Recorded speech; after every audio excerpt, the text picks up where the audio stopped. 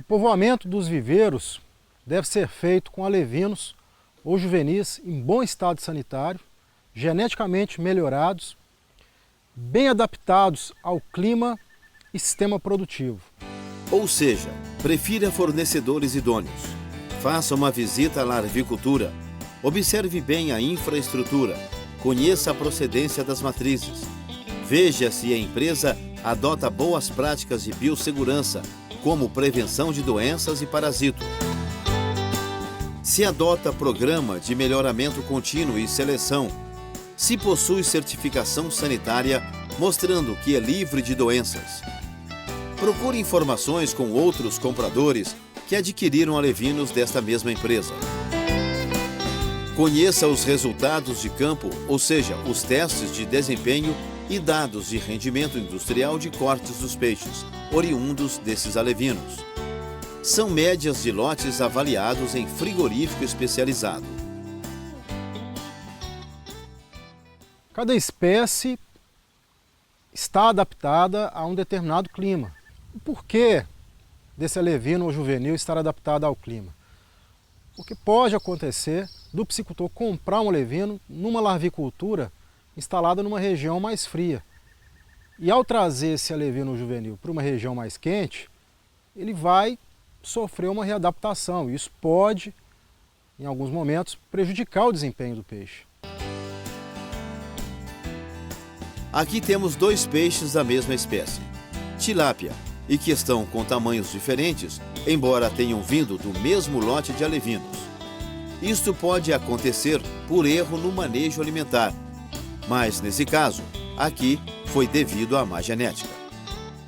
Ao adquirir alevinos ou juvenis, esses devem estar bem padronizados, porque quanto mais uniforme estiverem esses lotes, facilitará todo o manejo, tanto o manejo de alimentação, arraçoamento, quanto o manejo final de despesca, onde o produtor obterá lotes homogêneos, o que vai facilitar todo um rendimento operacional nos frigoríficos ou abatedouros. O produtor que deseja entrar na produção de alevinos tem que estar muito atento em duas importantes decisões a ser tomadas. Primeiro, a formação de uma estrutura muito bem montada e também a formação de bons profissionais que vai conduzir o processo produtivo. A parte de produção de alevinos, ela tem um grande papel durante o processo de criação de peixe, na piscicultura. É daí que vai ter o total sucesso ou insucesso da atividade. A estrutura dependerá da espécie que deseja engordar. No caso de tilápias, nós temos particularidades, e no caso das espécies nativas ou as espécies reofílicas, nós temos outras particularidades. Aí há um processo de decisão ou também de produzir as duas espécies. No caso da estrutura de genética, é muito importante que o produtor que vai produzir alevino ou tenha apoio no recebimento de material genético para expandir ele, reproduzir ele dentro da sua propriedade, ou formar uma estrutura que vai formar esse material genético. Alertando que a formação de material genético depende de um planejamento, de uma estrutura voltada exclusivamente para a melhoria de plantel. Isso se dá com acompanhamento de zootecnistas, de profissionais, e é um trabalho bastante delicado. O tanque ideal para a soltura dos alevinos é aquele que possui proteção contra predadores. Repare que uma ave predadora foi retida pela rede. Possivelmente teria ingerido vários dos alevinos soltos no tanque, caso a rede de proteção não estivesse ali. Os alevinos normalmente são adquiridos embalados em sacos de plástico com água e oxigênio.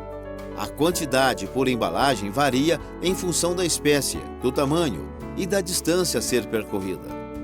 No caso da recria, a soltura dos alevinos com tamanho de 3 a 5 centímetros pode ser feita em viveiros de terra ou em tanques-redes.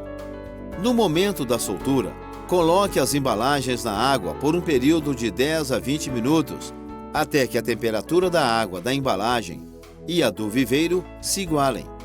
Aí, nesse tanque, os alevinos serão recriados por um período de 30 a 40 dias.